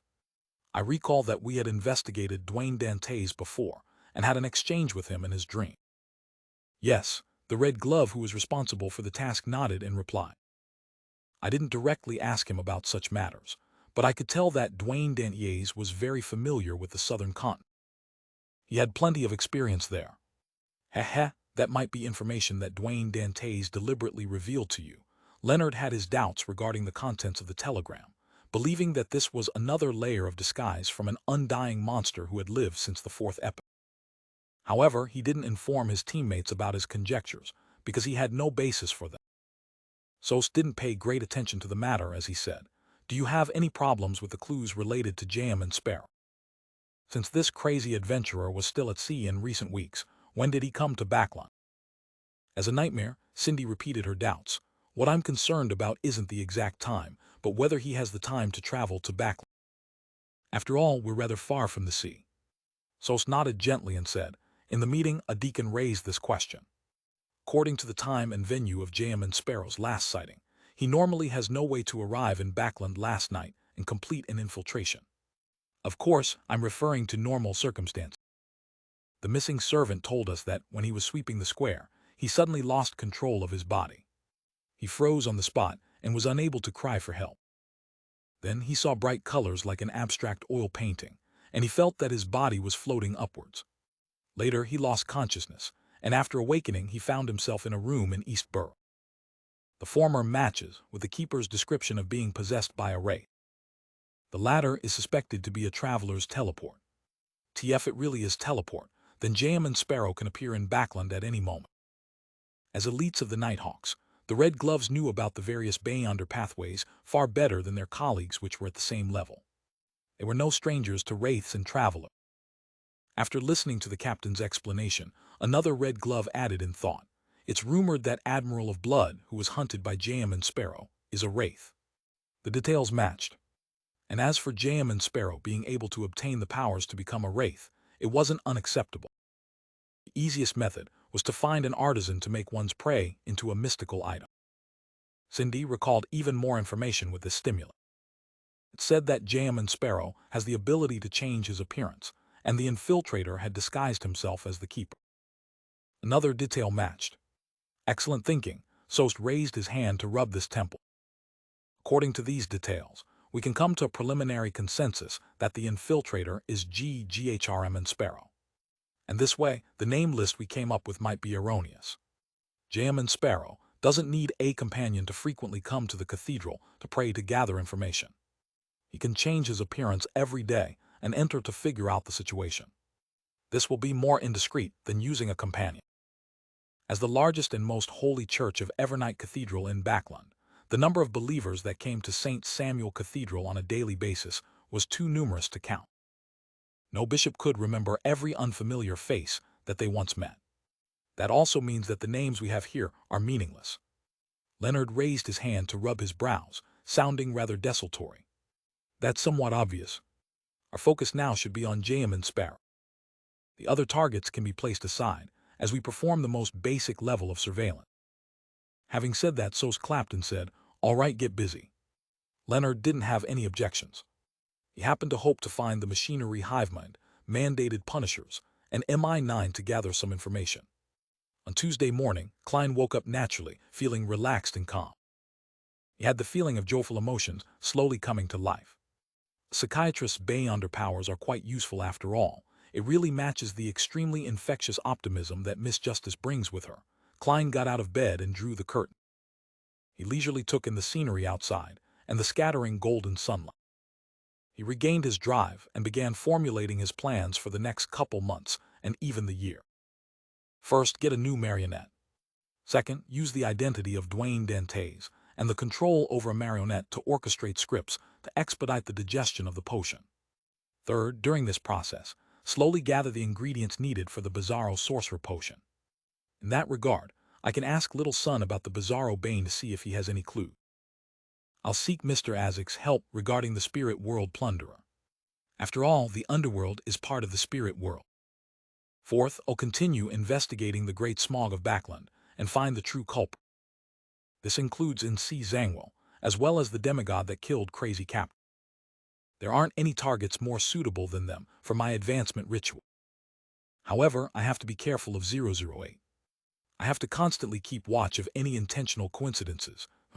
I'll just dabble in the matter in an ordinary manner and mainly provide support. Dangerous investigations can be handed to Demoness Trissy. Klein's thought processes slowly became clear. Although he still felt worried and fearful, this no longer affected his mental state and capacity to take action. Retracting his gaze from outside the balcony, Klein walked into the bathroom and washed up. Soon he opened the door while feeling highly spirited, and he saw his valet, Richardson, and butler, Walter, waiting outside. The gentleman was wearing white gloves as he politely bowed and said, "Good morning, sir. There's only one item on your schedule today. It's to join an event at the East Balham Military Veterans Mess with Member of Parliament Mac at 3 in the afternoon. He's a new Member of Parliament, so by accepting his invitation, it will also indicate your political inclination. You still have the opportunity to be hesitant about it." Klein thought for a moment before saying, "There's no need. It's my choice." He paused and asked in an inquiring tone, "It will be my first time visiting the East Balham Military Veterans Mess. What should I take note of?" "Praise their work that they have established in East Balham. Use this opportunity to make some donation. There's no need to give too much or little. £500 is a rather suitable sum," Walter provided his opinion. £500, seriously, no matter which circle I enter, Peel have to spend large sums of money. Sigh, this is because Dwayne Dantes doesn't have any birthright or background. He can only open a path with cash. Klein nodded gently and agreed with his butler's suggestion. At the same time, he quickly did account of his present assets.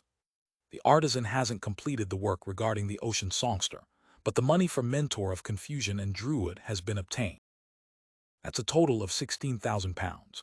With the cash I originally had on hand, subtracting the £13,000 I used to purchase 3% of the Coin Company shares, as well as the daily expenses of a tycoon's household and the donations at the cathedral, there's still £23,985 and 5 gold coins left.